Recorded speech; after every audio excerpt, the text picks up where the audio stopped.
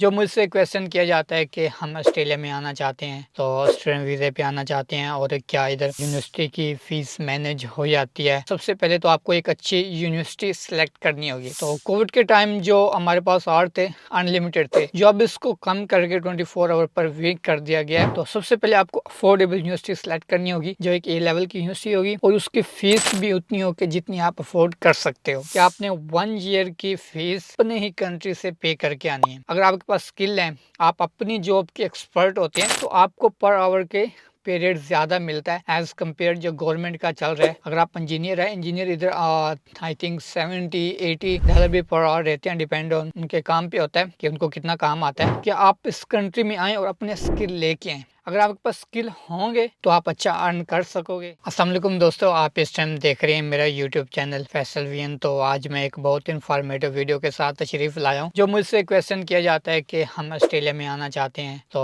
Student वीज़े पे आना चाहते हैं और क्या इधर यूनिवर्सिटी की फीस मैनेज हो जाती है, उसको कैसे मैनेज करना चाहिए। इसमें सबसे पहले तो मैं आपको ये बताता चलूँ, अब सिचुएशन बहुत चेंज हो चुकी है। न्यू रूल आ जाते हैं हर दूसरे तीसरे दिन क्या होने वाले हैं। अब जुलाई से जो न्यू रूल आ रहे हैं तो वो बहुत ही थोड़े से डिफिकल्ट हैं फॉर इंटरनेशनल स्टूडेंट के लिए। सिचुएशन अब इसको करना बहुत ही थोड़ा सा हार्ड हो गया है। पहले तो ऐसा नहीं होता था, जैसे अब न्यू रूल आ रहे हैं तो इंशाल्लाह मैं न्यू रूल पे भी एक प्रॉपर वीडियो बनाऊंगा जिसमें मतलब कि आप टीआर आपको एक बार मिलेगी, उसके बाद आप स्टूडेंट वीजा नहीं डाल सकते और फर्दर वीजे पे नहीं डाल सकते। आप उस टाइम वीजा डालना है, टीआर डालनी है जब आपको यकीन होगा कि मुझे पीआर मिलेगी। आप राइट वे पे होते हैं तो तब आपको आप टीआर डालनी पड़ेगी। तो ये एक अदर मैटर है। न्यू रूल पे इंशाल्लाह मैं एक और वीडियो बनाऊंगा। बात करते हैं कि फीस कैसे मैनेज होती है, इधर यूनिवर्सिटी की फीस हमने कैसे पे करनी होती है। तो फर्स्ट ऑफ ऑल तो जो आजकल अगर आप पाकिस्तान से किसी भी कंट्री में है तो आ रहे हैं तो सबसे पहले तो आपको एक अच्छी यूनिवर्सिटी सेलेक्ट करनी होगी। क्योंकि अच्छी इनको अब जेन्युइन स्टूडेंट चाहिए। जो पहले डिप्लोमा में आते थे, कॉलेज में आते थे, बी लेवल कॉलेज के जो ए लेवल के नहीं होते थे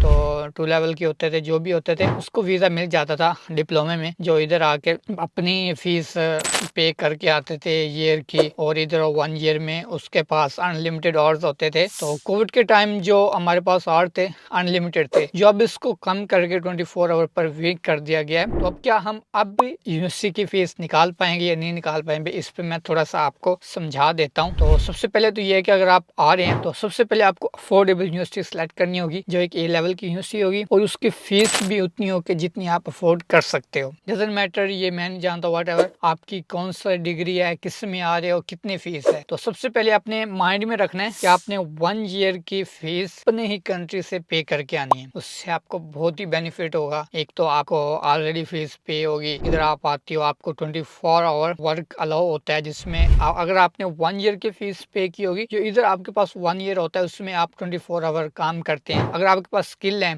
आप अपनी जॉब के एक्सपर्ट होते हैं, तो आपको पर आवर के पे रेट ज्यादा मिलता है एज कम्पेयर जो गवर्नमेंट का चल रहा है 23-25 आई थिंक एस्टिमेट इतना ही है। तो उससे ये तो मिनिमम होता है गवर्नमेंट का वेज रेट। और उसके अलावा अगर आप अपनी फील्ड में एक्सपर्ट हो और आपको काम आता है, लाइक आप इंजीनियर हो, आप एज अ शेफ हो, कारपेंटर हो, मतलब आपके पास जो भी स्किल है, तो आप ये जो 24 आवर करते हैं तो आपकी सैलरी ज्यादा होती है। आई थिंक 25 मिनिमम है। तो ये डिपेंड करता है आपको कितना काम आता है। अगर आप इंजीनियर है, इंजीनियर इधर आई थिंक 70-80 डॉलर भी पर आवर रहते हैं। डिपेंड ऑन उनके काम पे होता है कि उनको कितना काम आता है। 24 आवर जो आपके पास 1 ईयर होता है उसमें आपने अपने एक्सपेंसेस निकालने होते हैं। आप घर से भी अपने कंट्री से भी कुछ लेके आते हैं। आपने 1 ईयर की फीस ऑलरेडी पे की होती है, तो उसमें आप अपनी सेविंग करते हो फॉर नेक्स्ट ईयर के लिए। फॉर एग्जाम्पल देता हूँ, आप मास्टर के लिए आ रहे हैं, 2 ईयर का 3 ईयर का मास्टर होता है, 1 ईयर की आपकी ऑलरेडी पेड होती है। और आप 1 ईयर के अंदर अंदर आप जब आपकी अच्छी पे होती है, आप सेविंग करते हो, हार्ड वर्क करते हो, इधर जब इवेंट्स आते हैं और वीकेंड पे आपको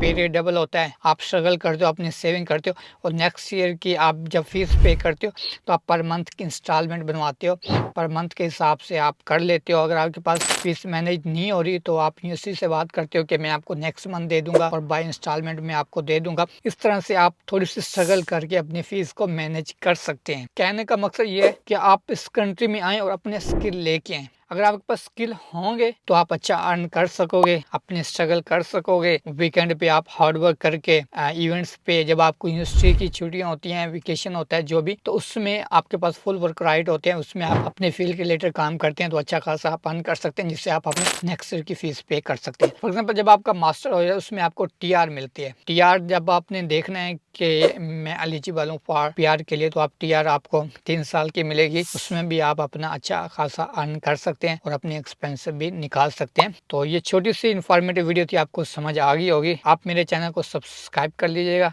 अगर आपको और इन्फॉर्मेशन चाहिए, बेस्ट ऑफ लक। इंशाल्लाह मैं आपके साथ कॉन्टैक्ट में रहूँगा।